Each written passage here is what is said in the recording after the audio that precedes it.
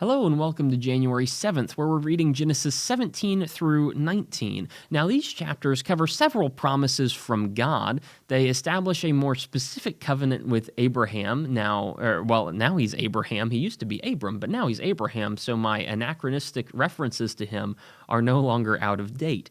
We talk about the promise of his son Isaac and the naming of his son Isaac, and then we watch as Sodom's doom is both prophesied and then fulfilled. These are pivotal moments in the life of Abraham as he's called to act upon the faith he claims that he has, and it turns out that he absolutely does, and he is faithful to God, at least in these chapters, which is a wonderful showing for that man of God, and so it makes us proud of who Abraham is.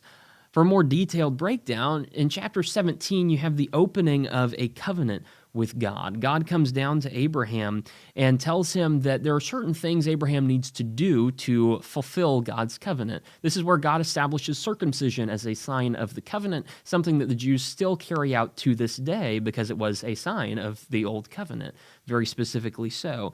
God gave that sign to him. God also came down and talked about Isaac. He promised Isaac, he named him Isaac, which means laughter. Sarah laughed when she heard that she was going to have a child when she was like 90, and God said, because you're laughing, you're going to name him Isaac, so you always remember that you laughed at me, and I made it happen anyway. God is very specific about what he promises, and he always comes through in the end. Unfortunately, that actually happens in chapter 18. I read a little bit ahead and did not properly credit it. In chapter 18, you have that whole encounter where God and some visitors, some angels show up to Abraham's hut.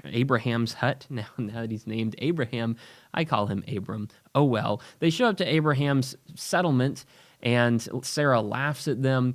God promises the son Isaac, and then the angels leave to go bring doom upon Sodom, which brings us to Genesis 19, in which the angels come down into Sodom. They scope it out for themselves. They check and see if it's really as evil as it is claimed to be, and guess what?